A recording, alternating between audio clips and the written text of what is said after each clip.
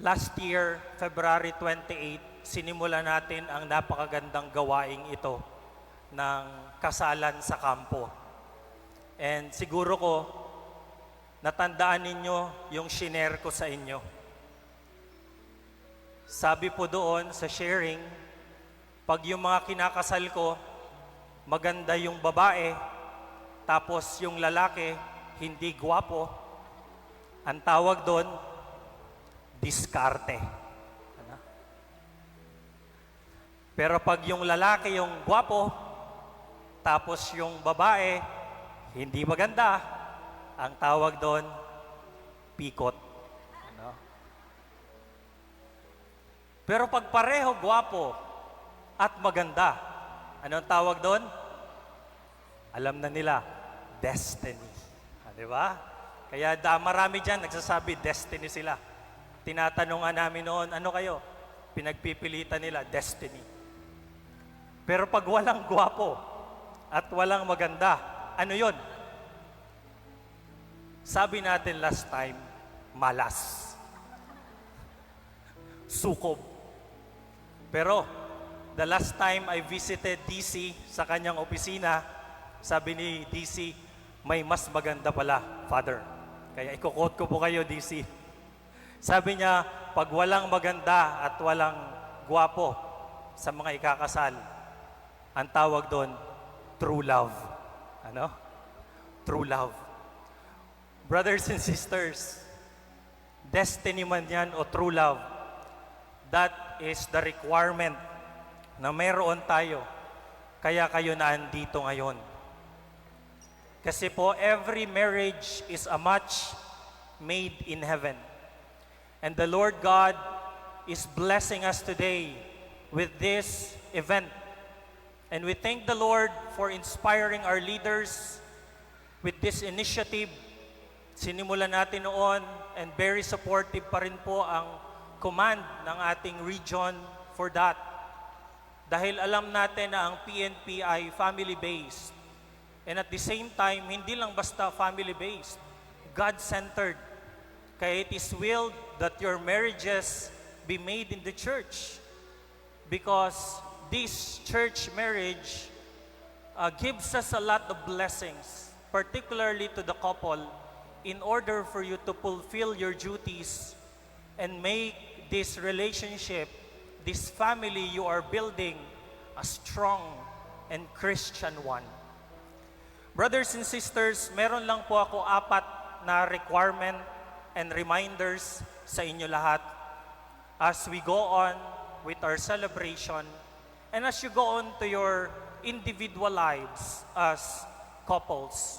Ang tawag ko dito, the 4 F's to do after I do. No? The 4 F's to do after I do. No? 4 na F. Siguro kung madali nyo itong matandaan kasi marami sa inyo millennial. No? Inabutan nyo ang F4 at meet your garden para madaling tandaan. Number 1, dapat hindi mawawala ang friendship. Lahat ng pagkakaibigan, lahat ng pag-iibigan nagsimula sa pagkakaibigan. And I hope hindi magtatapos yan when you are married. In fact, I encourage you to make your husband and your wife your best friend. A best friend whom you can lean on in times of difficulties. Sana sa inyo magsasabi ang mga asawa ninyo if they are experiencing hardships in work. Sana kayo ang una nilang takbuhan. At sana kayo din ang magiging source ng consolation nila. Sana kayo ang makikinig sa kanila. And it is a requirement in both ways. Please, listen to each other. Communicate because communication is the lifeblood of any kind of relationship. Once hindi mo na best friend yung asawa mo, maghahanap yan ng ibang best friend. Magkakaproblema tayo. So please, retain and nourish that friendship. Number 2, fecundity. Sa katekisis natin, fecundity is also translated as fruitfulness. Dapat po ang pag-aasawa ay nagbubunga. Ang unang bunga nito ay mga anak. No? At hindi lang basta nag-anak. Train your children to become good Christians. Yan ang fecundity of marriage. Maging mabuting mga tao, hindi lang maunlad ang inyong mga anak. And of course, ang pinaka-fruitfulness ng marriage is that you find fulfillment in it. You become a better person.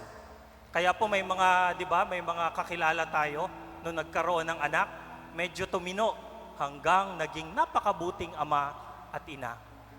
That's the greatest fruit of marriage. Nagiging mabuti tayong tao, nagiging mabuting anak ng Diyos. Kaya po maraming mga nanay at tatay ang naging santo rin. In fact, sa Pilipinas, ang kauna-unahan nating santo, hindi po pare. Ang kauna-unahan nating santo ay isang ama ng tahanan, si San Lorenzo Ruiz. Kaya wala pa pong pare. Kaya this is an encouragement for all of you to be fruitful, to grow in holiness as husbands and wives, and of course, your children with you. Number 3, fidelity, katapatan. Let us be reminded that marriage is an exclusive covenant between a man and a woman. Ako'y iyo at ikaw ay akin. Sabi po ni Archbishop Fulton Sheen, napakaganda po nito, love is not a matter of owning, it's not an issue of having or possessing. Rather, it is an issue of being had, being owned, being possessed. Pag-aari nyo ang bawat isa. Kaya wala dapat ka-share. Walang other parties. Kaya be faithful with each other. No matter how great the temptations are, be faithful. Because this fidelity would bring us to heaven. And of course, sometimes, when there is a breach of contract, nagkakaproblema, ang pang-apat po na F, this is the most important, forgiveness. Magpatawad. Human as we are, we fail and fall. But if we are always willing to forgive, walang maghihiwalay. Bagkus, ang mga pagsasamang sinubok ng paghihirap at nagkapatawaran, tumatatag, tumatamis, at higit sa lahat, nagpapatuloy. Brothers and sisters in Christ, ito po ang take-home ninyo. Please be reminded of the F4. No? Friendship, fecundity, fidelity, and forgiveness. St. John Paul II reminds us that marriage is the reflection of the love of God to the church. Si Kristo nagmahal sa simbahan at pinakita niya ito sa pamamagitan ng kanyang sakripisyo. Brothers and sisters, I admonish you to be more sacrificing when it comes to your relationship. There are times susubukin, there are times maghihirap, but I hope and pray yung mga paghihirap na ito would become the anvil wherein two metals would be pounded and become one. Sana pag-isahin kayo ng mga problema. Sana mas matuto tayong magsakripisyo. Sana mas matuto tayong maging self-forgetful. Sabi nila, family stands for father and mother, I love you. Pero for me, family stands for forget about me, I love you. Kalimutan ko na yung sarili ko, ang mahalaga ikaw. Ang mahalaga ang anak ko. Ang mahalaga sila. And if we would have the same mentality like this and like that of Christ, for sure, magpapatuloy ang inyong pagsasamahan. At pag ganito ang mentalidad natin, patuloy na mananahan si Kristo sa atin. Kaya I invite you also to preserve the presence of Christ in your homes by clinging and embracing a life of prayer. Sa confession ninyo, isa lang naman ang advice ko. Nagsimula kayo sa misa, I hope to see each and every one of you every Sunday as a couple and as a family in the church. because this is what will preserve and strengthen you. This will make you more selfless in your family life, and this will make you grow. This would make your relationship achieve the status that we call forever. The world today has lost its faith to the word or the concept of forever. Wala daw forever. Pero sa PRO 8, sa mga kapulisan na kinakasal natin every year, sa inyo, this is a statement na mayroong forever.